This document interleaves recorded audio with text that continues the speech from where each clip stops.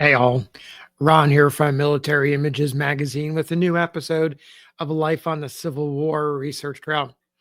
Today, I want to take you to Richmond in April 1863, recent Confederate successes on the Virginia Peninsula, the Shenandoah Valley, Fredericksburg, and a hard fought and spirited invasion of the North that ended at Antietam have hardened the resolve of the Confederate nation.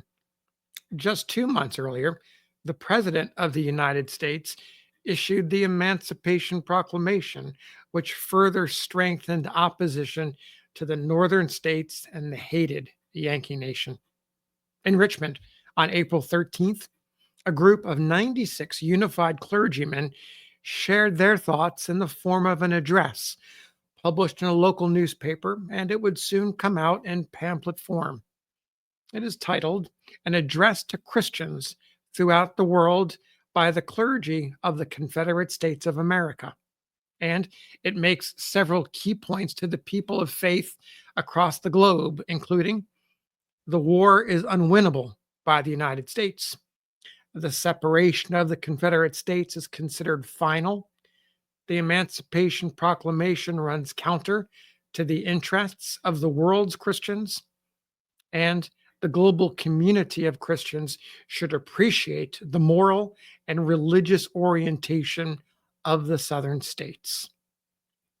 I want to share with you key passages from the address that capture the flavor and sentiment of those 96 signers. So here we go from the address. In the midst of war, surrounded by scenes that pain the souls of all good men, deploring the evils which are inseparable from national contentions, we feel most deeply impressed by the conviction that for our own sake, for the sake of our posterity, for the sake of humanity, for the sake of the truth, and above all, for the sake of our Redeemer's kingdom, it behooves us to testify of certain things in our beloved land which seem to be neither understood nor appreciated by our enemies, nor yet clearly appreciated by Christians of other nations. We submit for your consideration, as the first point of our testimony and ground of protest, that the war waged against our people, in principle and in fact, proposes to achieve that which, in the nature of the case, is impossible to accomplish by violence. The war proposes the restoration of the Union. We can rationally suppose a war for conquest, or to expel an invader, or to compel respect for stipulations of peace and international intercourse which have been violated.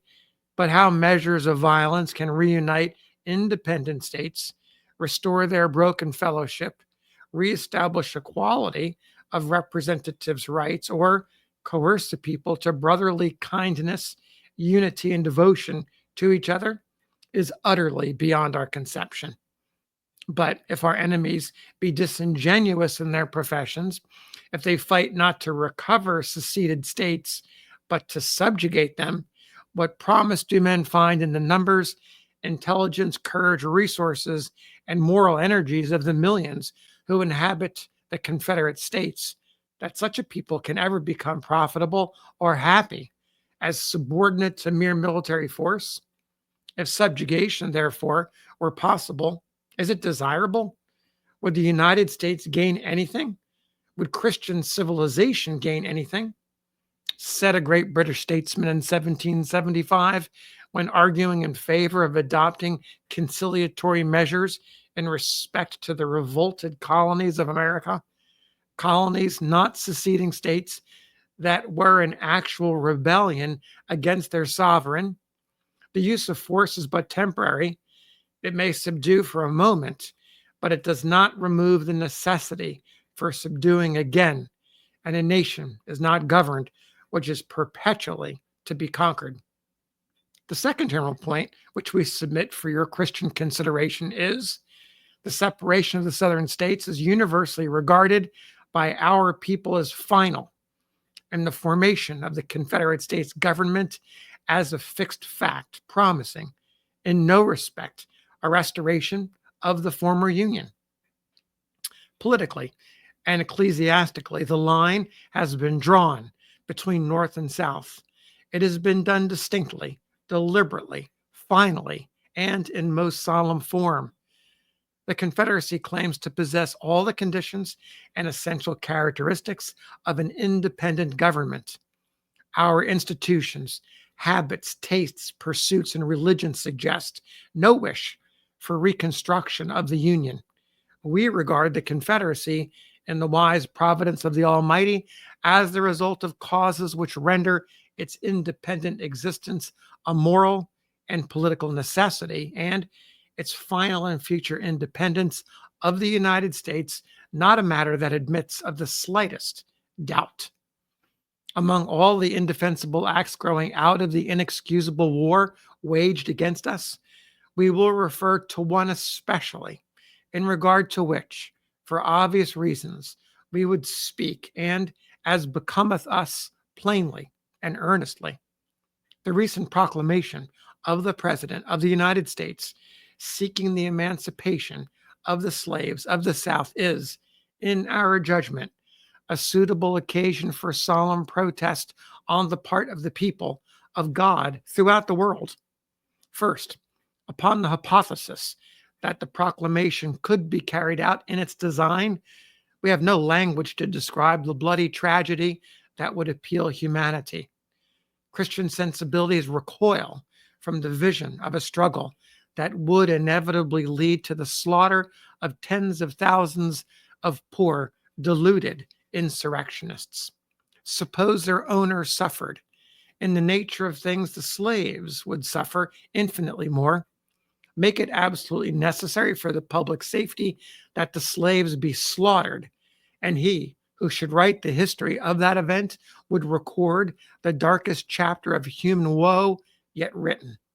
But secondly, suppose the proclamation, as indeed we esteem it in the South, a mere political document devised to win favor among the most fanatical of the Northern people, uttering nothing that has not already been attempted practically, but in vain, by the United States. Suppose it to be worth no more than the paper upon which its bold iniquity is traced. Nevertheless, it is the avowal of a principle, the declaration of a wish, the deliberate attempt of the chief magistrate of a nation to do that which, as a measure of war, must be repugnant to civilization, and which we calmly denounce as worthy of universal reprobation, and against which Christians, in the name of humanity and religion, ought to protest. What shall sound Christianity say to that one idea of philanthropy which, in the name of an imaginary good, in blind fury rushes upon 1,000 unquestionable evils? If it were the time for such argument, we should not fear the issue of a full discussion of this whole question of slavery. We fear no investigation. We decline no debate, but we would not, at an hour like this, and in an address which is chiefly a protest, invoke the spirit of controversy. We content ourselves with what we regard as infinitely more solemn. We stand before the world while war silences the voices of disputants, and men in deadly contention wrestle on fields of blood, protesting against the crimes that in the name of liberty and philanthropy are attempted. Let it go forth from our lips while we live. Let it be recorded of us when we are dead, that we, ministers of our Lord Jesus Christ and members of his holy church, with our hands upon the Bible, at once the sacred chart of our liberties and the foundation of our faith, call heaven and earth to record that in the name of him whose we are and whom we serve, we protest. No description we can give of this measure of the executive of the United States, even though indignation alone inspired us to utter it, would exaggerate what we regard as an unholy infatuation, a ruthless persecution, a cruel and shameful device, adding severity and bitterness to a wicked and reckless war. When is remember that in the name of a military necessity, this new measure was adopted, we may pass by the concession of weakness implied in this fact and content ourselves with calling attention to the immorality of a necessity created by a needless war of invasion. Military necessity, an excuse not for self defense, not for self preservation, but for violating the laws of civilized warfare and attempting a barbarity. We submit further that the war against the Confederate States has achieved no good result, and we find nothing in the present state of the struggle that gives promise of the United States accomplishing any good by its continuance. Though hundreds of thousands of lives have been lost and many millions of treasure spent, though a vast amount of valuable property has been destroyed and numbers of once happy homes made desolate, those cities and towns have been temporarily captured, and aged men and helpless women and children have suffered such things as it were even a shame to speak of plainly.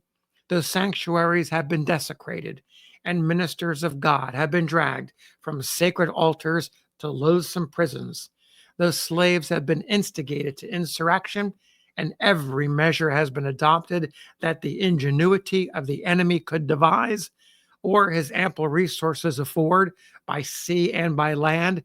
Yet we aver without fear of contradiction that the only possession which the United States hold in the Confederate States is the ground on which United States troops pitch their tents, and that whenever these troops withdraw from a given locality in our territory, the people resident therein testify a warmer devotion to the Confederate cause than even before their soil was invaded. Nothing is therefore conquered. No part of the country is subdued. The civil jurisdiction of the United States, the real test of their success, has not been established by any force of arms. The moral and religious interests of the South ought to be appreciated by Christians of all nations. These interests have realized certainly no benefit from the war. We are aware that in respect to the moral aspects of the question of slavery, we differ from those who conceive of emancipation as a measure of benevolence, and on that account, we suffer much reproach, which we are conscious of not deserving. With all the facts of the system of slavery and its practical operations before us, and eyewitnesses and ministers of the word, having had perfect understanding of all things on the subject of which we speak, we may surely claim respect for our opinions and statements. Most of us have grown up from childhood among slaves. All of us have preached to and taught them the word of life, have administered to them the ordinances of the Christian church, sincerely love them as souls for whom Christ died. We go among them freely and know them in health and sickness, in labor and rest, from infancy to old age. We are familiar with their physical and moral condition and alive to all their interests, and we testify in the sight of God that the relation of master and slave among us, however we may deplore abuses in this, as in other relations of mankind, is not incompatible with our holy Christianity, and that the presence of Africans in our land is an occasion of gratitude on their behalf before God. So there's a portion, various passages of the address of the Confederate clergymen, published also as a pamphlet. Gives you a sense of where they were at this midpoint, literally the midpoint, April 1863, in the Civil War. Thanks for listening. We'll see you on the next episode of Life on the Civil War Research Trail.